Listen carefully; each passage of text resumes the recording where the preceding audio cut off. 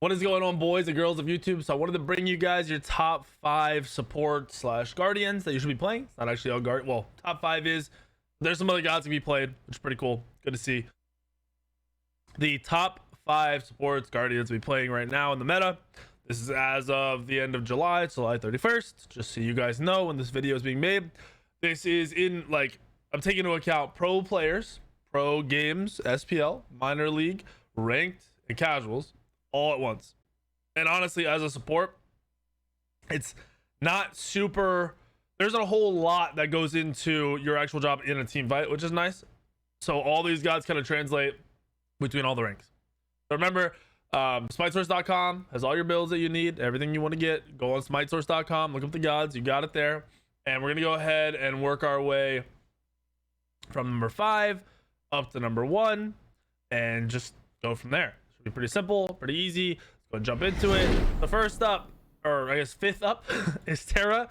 Terra has been seeing a ridiculous amount of play currently in the Pro League. You have a lot of options in terms of what you want to build. The generic support builds are looking something like this. This is just something that's going to work all the time. With Terra, obviously, you can go a little more healing based and change up your build depending on how you're playing, but this build will work with you for you all the time. You got your Compassion, you got your Gauntlet Thieves, your Relic Dagger, you're still running Blink and Sunder, you've got Sov, you have Shoguns, and you have Mantles. You're getting your 2 auras to help your team out. You have Relic Dagger to make your ability, you have your cooldown off of it, which is great. You have your health off of it, which is great. But the passive, making your relics come off cooldown even faster. Absolutely amazing with Sundering Spear. Able to kill more people, always a good thing. Terra has great setup right now. The fights are, there's definitely a lot of damage being done. Obviously in team fights, people are crying about damage being too high. I wouldn't say it's too high by any means, but I would say there's a lot of damage being pumped out. However, with that damage, there's usually an extended team fight. It's usually one person taking a good amount of damage. If they can live through it, the fight is then extended for a whole rotation of abilities. So someone like Terra, who's got a double dash, a root, a stun setup, the big ult that you can put on everybody, including your teammates, it just impacts a team fight for a longer period of time than most supports, especially some of the other supports that'll be mentioned, even though Terra is only number 5. So Terra has that going for her. While she might not have the best setup in the world, it is pretty good. A stun and a root, can't really go wrong. A heal for your teammates when you're doing objectives, fantastic. Here are all the starters, all the items. Go to smitesource.com, look up the gods you want. You would go to Guardians, you would go to Terra, you would then click on the builds, and boom, there will be more builds here over time. You got everything you want. There are no more 7th options, item options really, because you aren't selling boots. And there you go. You have your full build. You go bango. Terra, number 5 on the list. Number 4 on the list really shouldn't be that surprising. I haven't really mentioned her a lot lately, but she's doing so much better and so much more consistent ever since they removed boots. You've got running a similar build. As I said, these supports are all going to be running very similar builds. You can tweak them, you can change them. Emoji can be played with a lot of different items. Just make sure you are still getting team-based items, things that affect your teammates, because it's not about just you. And then having Sunder is just massive. And anytime you have Sunder, if you can afford to get a Relic Dagger, works great. You can swap out this Relic Dagger for whatever items you want to, a healing based item, whatever you really need. These builds will just consistently work for you, and you won't really have to worry about any negatives to the build. Now, Yamoja, similar to Terra, Yamoja's very good in extended team fight. She's got built-in healing through her auto. She has healing in her kit, in her abilities. She has a massive ult that's up for, was it 5 seconds, I think? And then off of that, you get damage. You have really good setup between your stun and your slow. You have decent damage. It's really minor. And then you've got good mobility for your teammates and semi-mobility setup against the enemy team. Another support that is doing well through these current team fights, where if someone doesn't insta-die, that fight goes longer and longer. Someone like Yamoja is going to do better and better without having to have direct damage input. You are not a massive damage dealer. You're just a great setup and sustain and prolong fight support slash guardian, which is just fantastic.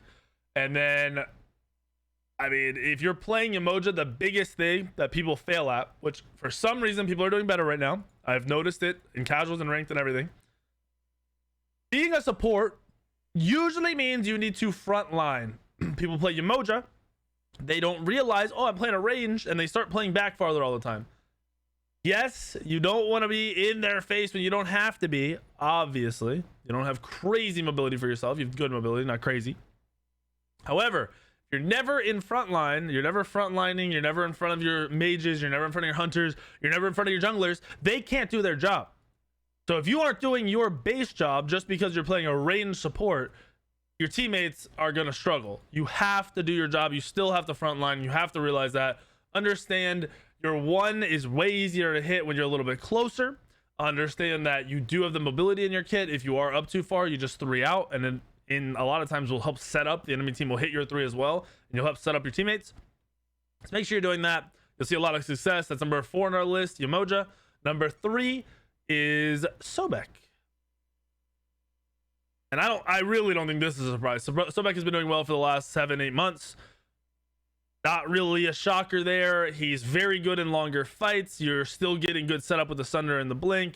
You have an amazing kit. You have anti-heal in your kit. You've got good damage in your kit. You have good peel in your kit. You have setup and fight starting in your kit. You have a CCMU ultimate in your kit that slows people, and people don't want to take that damage because it does hit pretty hard even when you don't build damage.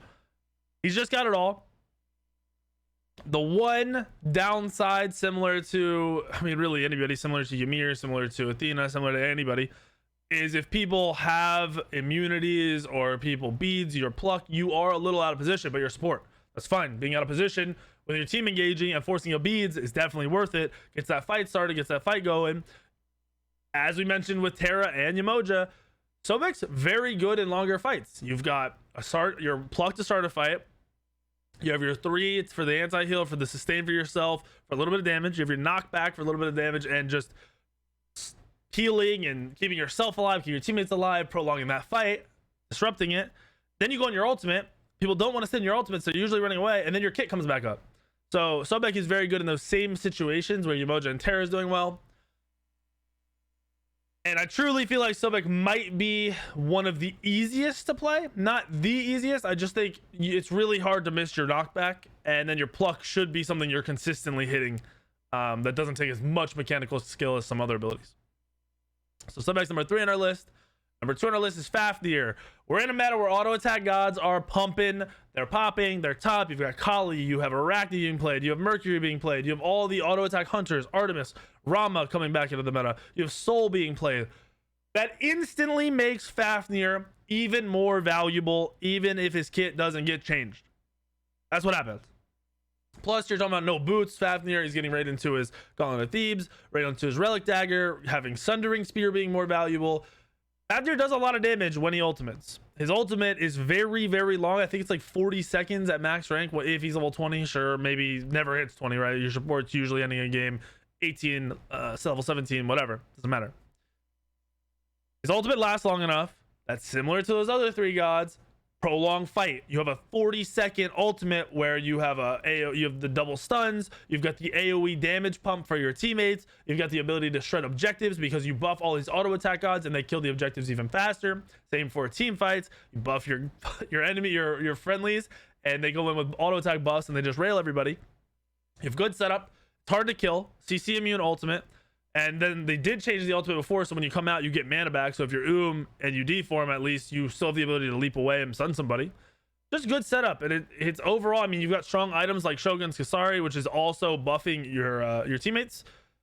Just double buffing and objectives is pretty nuts. All those buffs in a team fight is crazy. If Fafnir dives with a auto attack jungler, that auto attack jungler is doing more. If the Fafnir pulls back and peels for the hunter and the mage, they're doing even more. Fafnir is just killing it. The one thing I didn't really mention downsides to a lot of those other guys. I tried to.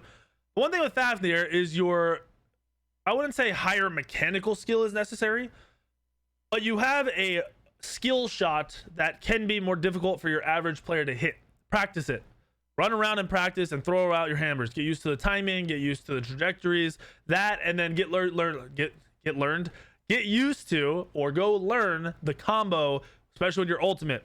Because the double stun duration, being stunned for 3 seconds, is a big deal. Especially a 3-second stun while sundered, you're dead if you're landing, or that person's dead if that Fafnir is landing that. So Fafnir is killing the game. Fafnir's number 2 on our list. Then number 1 on our list should not be a surprise. Probably the easiest, really solid support is Athena.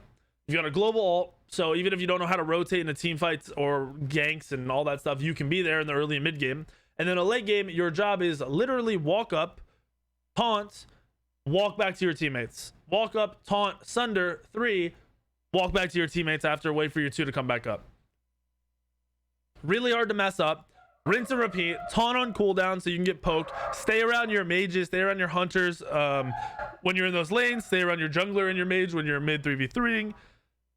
Athena's just too, it's so simple. The two taunt is so damn simple that you automatically do your job and then just ult the targets that are diving in or need to be peeled for, or if your hunter's being ganked, ult over to that lane. Don't be afraid to just ult in and help your boys. If you do that, those 2 things, you're doing your full job. With Sunder, it makes you even more valuable because you taunt, you set up your teammates for 2 seconds, and they're CC'd, or sorry, and they're taking extra damage while CC'd. Your teammates really can't not follow up. Most of the gods being played in every role can do some kind of damage off of an Athena taunt. So Athena is just killing it. It's just way too strong and way too easy while being strong. That's why Athena is number 1. I did have 2 honorable mentions. I wanted to mention Cerberus, which we do have a support build for on the website. Cerberus, these are your aggressive supports, which are going to be extra good in your ranked and casuals when you're trying to be the one doing the most. You're trying to do a lot of damage, making sure people do die. You're not just setting up for the boys. Cerberus is going to be great at that. High damage, late game, level 20. Support Cerberus can do over 1,000 damage with his 1 and his 2. 1 and his 2, yeah. And then you have your ultimate for setup. Really solid support. Great. Borderline top 5. And then an aggressive support, I actually haven't added a support build, which I will, is an assassin. It's Fenrir. So you get banned in the SPL a lot. Just having that consistent stun pressure, the items that you can currently go are really strong, and then just the beads burning, the focus. You can kill supports. So as a support character, you can jump on an enemy support and make sure they die between your ultimate and Sunder, which is really good for the early and mid game. Just getting a support out of the way of the team fight pretty much guarantees you win the team fight. Plus then the Fenrir still has his stun, doing decent, more than decent, doing really good damage in the early game with not many items, really high base damage. It's just a frustrating character to play against, similar to Cerberus. So those would be my 6 and 7, or my honorable mentions for the support role. So there's your top 5 supports. There's what you should be playing. SmiteSource.com. Go there, get your builds for whatever role you're playing, whatever god you're playing. That's going to be your best place for builds. Make sure you subscribe to the channel, and I'll see you on the video later today, later tomorrow, and the next day.